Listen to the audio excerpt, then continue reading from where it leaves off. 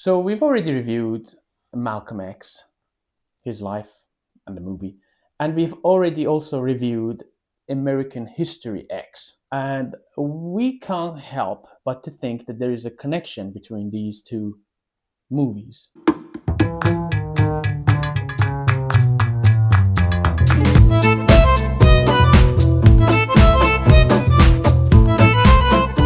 We think that American History X is a response to Malcolm X movie. And that would make sense because Malcolm, first of all, they both have X in them. Malcolm X, American History X. They both focus on racism, right? And ideologies, and how people can be transformed. Malcolm X was made some years before American History X. So they made Malcolm X, the movie. Early 90s. Yeah, and it showed us how racism affects Black people, Black community. But the American History X was the response to this to say, look, actually, anybody can be radicalized with ideologies. Yes. And they're not necessarily evil, they're actually good people. And this goes back to the characters in American History X. We see they are very nice guys. These two brothers, Derek and Daniel. But they become radicalized with the neo-Nazi ideology. Let's not go too much into it. Yeah. Because we've already talked about it in a different But video. the point is, it's so easy to just label things or people as evil or ideologies as evil, rather if you don't understand it. And that's art. Art and movies being art, they try to make us understand, not just know, actually feel what it's like to be part of that. 100%. You're right. It challenges our perception, our understanding of what is good and what is evil. Because American History X, the response to Malcolm X is that, like you said, they're not these people who follow a certain ideology, especially racism, they may not be what we think they are. Now, I think the characters of Malcolm X in the movie is in parallel with Derek in the American History X. Well, both of them, they've lost their fathers, and they both thought that the other race was to blame for the death of their fathers. Yes. They both grew up in poverty. They both grew up in poverty. They both went to prison. They were both intelligent. They were both very intelligent men. And they both wanted to know the truth. They were both truth seekers. If you're a true seeker, this is how you know if you are. If you see holes in what you think is true, you should be ready to abandon it. Oh, okay. I like that. Well done. Nice one. Yes. So back to that. They went to prison. They both had their transformation in prison. They were both introduced.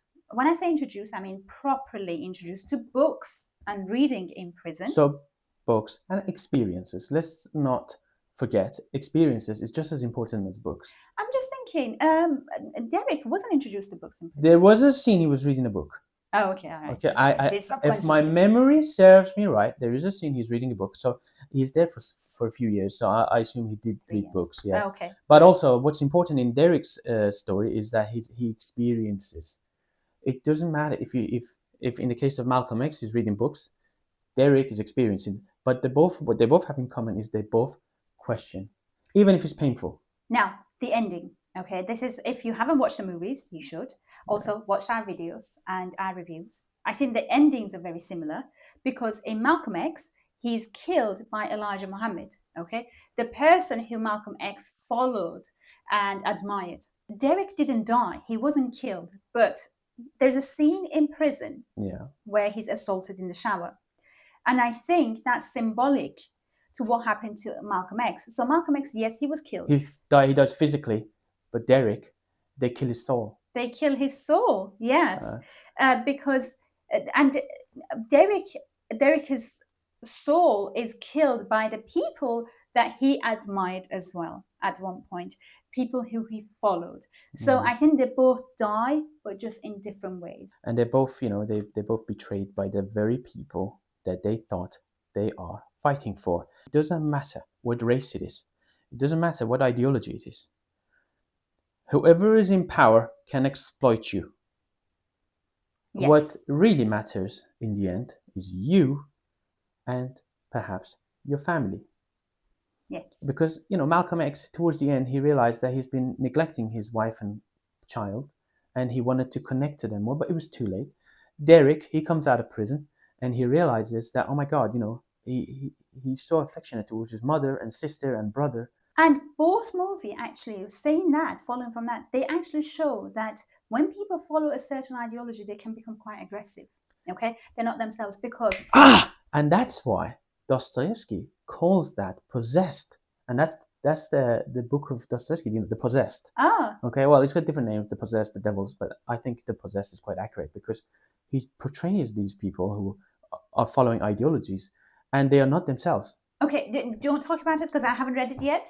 But yes, so Derek, he's aggressive, he's quite violent when he's following the white supremacy ideology, even towards his family. Yeah. And Malcolm is also aggressive towards other people before he goes to prison because he follows this ideology that, to be powerful and cool, you need to act like a gangster. And that's that, and there is a connection between these two movies, I think, and you think. Mm-hmm. So I think they can judge for themselves if anybody's seen both movies.